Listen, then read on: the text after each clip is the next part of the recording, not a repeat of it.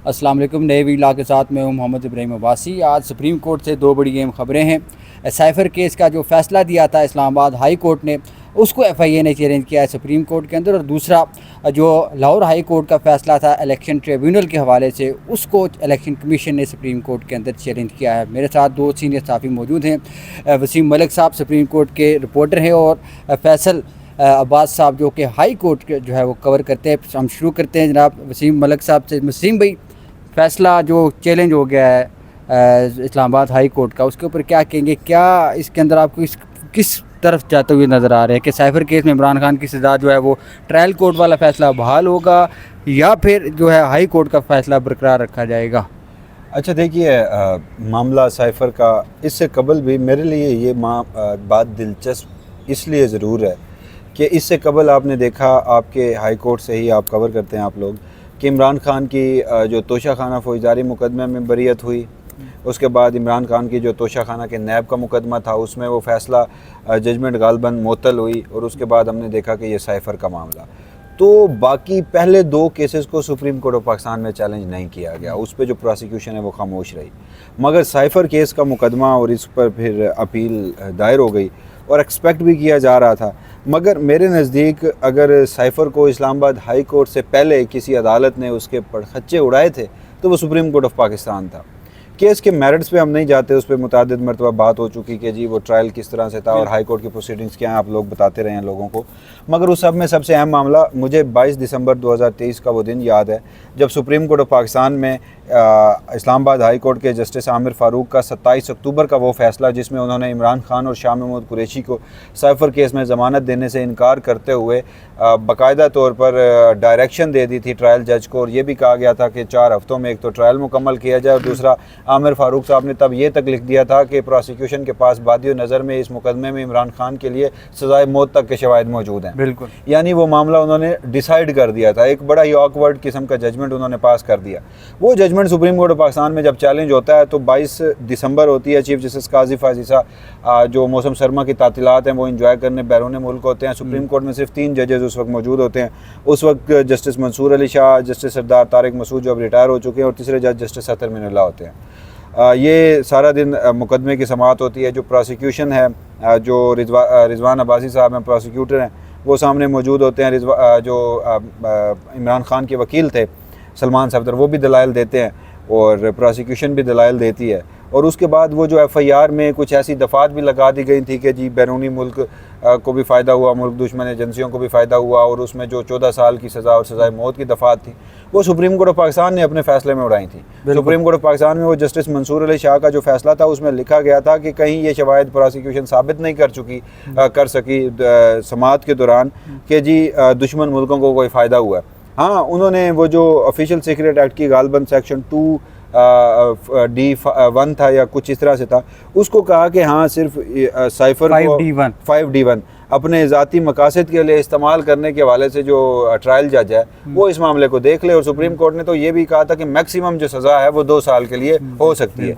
और फिर हमने देखा कि वो सज़ाएं भी उससे बढ़ाकर दे दी गई ट्रायल जज ने, और जिस तरह ट्रायल को कंक्लूड किया गया, और हाई कोर्ट में तो वो मामला उड़ना था। तो अब सुप्रीम कोर्ट ऑफ पाकिस्तान में तो आ गया। अफवाहें ये भी हैं कि यहाँ कोई पहले गारंटियाँ ली गई है, मेरे पास इस हवाले से कोई ख़बर मौजूद नहीं है। ये शहर इक़्तिदार में सुनी सुनाई अफवाहें कि जी कुछ गारंटियां हैं, शायद वो जो सुप्रीम कोर्ट ने तय किया था उस वक्त के 2 साल की सज़ा बरकरार रहेगी, हो सकती है, तो वो शायद बरकरार रखी जाए। मगर मेरे नज़दीक अब ऐसा होता हुआ नज़र नहीं आ रहा। प्रोसिक्यूशन ये केस जब हाई कोर्ट में साबित नहीं कर सका, और प्रोसिक्यूशन ने अब अपनी दरख्वास्त में सिर्फ एक बात लिखी, एक तो कि हाई कोर्ट ये केस की अपील सुन नहीं सकती थी, और दूसरा ये कि अगर सुन सकती थी तो वो मामला रिमांड बैक कर देती, इसके ऊपर बरियत न करती। बिल्कुल, क्योंकि जो केस का जो वहाँ पे तो ट्रायल का देखें, अगर मैं जहाँ तक मेरा अपना ज़ाती तज्जिया है वो ये है कि जिसका तफसीली फ़ैसला आएगा उसके अंदर जिस जज ने ये ट्रायल कोर्ट के अंदर फ़ैसला किया उसके ऊपर मिसकंडक्ट के मामलात को भी देखा जा सकता है, क्योंकि कंडक्ट के ऊपर जस्टिस मियां गुल हसन औरंगज़ेब की तरफ से शदीद तहफ़्फ़ुज़ात थे। उन्हीं की तरफ से एक इनिशिएटिव लिया गया कि किसी तरह जो काउंसिल थे जो दिए गए एडवोकेट जनरल इस्लामाबाद की जानिब से, जिस इमरान खान और शाह महमूद कुरैशी को उनकी CVs मंगाई गई, साथ जो अबुल हसन जुल्करनैन ने जो प्रोसीड किया पूरा मामला, उसके अंदर उनको ख़तरा हो सकता है। वसीम भाई, मुझे ये बताइएगा कि अब जो इलेक्शन ट्रिब्यूनल वाला मामला है, लाहौर हाई कोर्ट जो है वो उस वक्त डट के खड़े हैं पंजाब गवर्नमेंट के सामने, पूरी मशीनरी के सामने अगर आप बात करें, वो ट्रिब्यूनल बनाते हैं, इलेक्शन कमीशन उसको नोटिफाई नहीं करता, हमें मज़ीद नाम भेजे जाएँ। इस्लामाबाद हाई कोर्ट के चीफ जस्टिस से नाम मांगा जाता है, वो एक ही नाम देते हैं, 2 नहीं देते, 3 नहीं देते, 4 नहीं देते, उस एक नाम के ऊपर इलेक्शन कमीशन जो है वो उसको नोटिफाई कर देता है। अब लाहौर हाई कोर्ट और इस्लामाबाद हाई कोर्ट में क्या ऐसा फ़र्क नज़र आ रहा है इलेक्शन कमीशन को कि एक चीफ जस्टिस जज के नाम देता है वो मान लिए जाते हैं, दूसरे के जो नाम है वो नहीं माने जाते। अच्छा, इसमें बड़ी बुनियादी सी बात है। देखिए, इस मामले को आप मेरिट्स पे, केस के, इलेक्शन एक्ट के मामले को मत देखिए, इलेक्शन रूल्स को मत देखिए, आइन क्या कहता है इलेक्शन के मामलात पे, ट्रिब्यूनल्स के मामलात पे मत देखिए। ये मामला आप शुरू कीजिए, लेवल प्लेइंग फील्ड एक सियासी जमात को नहीं दी गई, एक सियासी जमात से बल्ले का इंतखाबी निशान छीना गया। आइन के आर्टिकल 224(2) के तहत भी इंतखाबात नहीं हुए जो 90 दिन की मुद्दत में कहते थे। आइन के आर्टिकल 218(3) के तहत भी इंतखाबात नहीं हुए जो एक आज़ादाना, मुनसिफाना और गैर जानिबदाराना इंतखाबात की बात करता है। ये सारा मामला सुप्रीम कोर्ट और मुतलका हाई कोर्ट्स में आया। सुप्रीम कोर्ट से लेकर तमाम हाई कोर्ट्स ने हमारी मौजूदा जो इस्टेब्लिशमेंट है और जो हमारी हुकूमत है, जो उस वक्त निगरान हुकूमत थी, इमरान मुखालिफ जितनी भी सियासी जमातें थी जो इस वक्त इत्तेहाद की सूरत में पार्लियामान में बैठी हैं, उनको मुकम्मल तौर पर फैसिलिटेट किया। अब 8 फरवरी को एक अवामी मैंडेट पे डाका तो डाला गया, अब उसको बचाना है। अब उसको कैसे बचाना है? उसको ऐसे बचाना है कि पंजाब में 180 के करीब मामलात जो हैं वो ट्रिब्यूनल्स में गए हुए हैं, बिल्कुल सूबाई और कौमी असम्बली के। जस्टिस अमीर भट्टी लाहौर हाई कोर्ट के चीफ जस्टिस होते हैं और सिकंदर सुल्तान राजा इलेक्शन कमीशन, ये 2 ट्रिब्यूनल्स अपॉइंट करते हैं, 2 ही बनते हैं। बिल्कुल। और आप मुझे ये बताइए कि पंजाब में 180 नशीस्तों पे 2 ट्रिब्यूनल्स ने 6 महीनों में बैठ के फैसला करना मुमकिन ही नहीं है, नामुमकिनात में शामिल है। बिल्कुल हकीकत है। और उसके बाद फिर हम देखते हैं कि जस्टिस जो शहजाद अहमद खान साहब हैं, उनकी सूरत में एक जुडिशल एडमिनिस्ट्रेटिव आता है जो कहता है कि ना तो वो अदलिया की आज़ादी पे सरेंडर करेगा और ना ही जो मामलात हैं वो आपकी ख्वाहिश में चलाएगा, मुदाखलत बर्दाश्त नहीं करेगा, और जो आइन और कानून कहता है उसी मुताबिक वो चलेगा। उन्होंने इलेक्शन ट्रिब्यूनल्स को, इलेक्शन कमीशन को नाम भेजे। आप इलेक्शन कमीशन भी कवर करते हैं, आपको ज़्यादा केस के मेरिट्स के हवाले से पता होगा। इलेक्शन कमीशन ने कहा कि नहीं जी, हमें 6 नाम ना दीजिए, आप हमें 20 दें, हम अपनी मर्जी के 6 चुनेंगे। बिल्कुल ऐसे ही हुआ। उस पर सलमान अकरम राजा साहब लाहौर हाई कोर्ट जाते हैं, जस्टिस जो शाहिद बिलाल हैं गालबन, वो इस मामले की समाअत करते हैं और वो कहते हैं कि जी इलेक्शन कमीशन को उसी जज को ट्रिब्यूनल तैनात करना होगा जो चीफ जस्टिस ने भेजे। इलेक्शन कमीशन ऑफ पाकिस्तान की जानिब से नहीं भेजे जाते, चीफ जस्टिस कल के रोज़ ट्रिब्यूनल बना देते हैं। अब ये मामला चीफ जस्टिस काजी फैज़ ईसा की अदालत में चैलेंज हुआ है। मैं बार बार कह रहा हूँ कि अदलिया की आज़ादी को सरेंडर करना हो या फिर जमहूरियत पर शब खून मारना हो, बड़ी माजरत के साथ, बड़ी बदकिस्मती से शारा दस्तूर पर वाक़े इस मुल्क की सबसे बुलंद इमारत सुप्रीम कोर्ट, बड़ी अदालत। वैसे अगर हम हाइट के मुताबिक भी देखें तो सबसे बुलंद इमारत है, लेकिन अगर इसका रुतबा मर्तबा देखें आईनी लिहाज से तो बुलंद इमारत है। इसका रुतबा और मर्तबा, इसके जो इसके अंदर जो काम हो रहा है उसको शुबा दे रहा है कि कहीं मैच, वही आपको बता रहा हूँ। तो फिर अब इसका मर्तबा और जो रुतबा है, फिर इसके अगर कमरा अदालत नंबर 1 में बैठे जो शख्सियत हैं, जो इस मुल्क के सबसे बड़े मनसब पर बैठे चीफ जस्टिस ने, उन्होंने अपने फैसलों को प्रोटेक्ट करना है।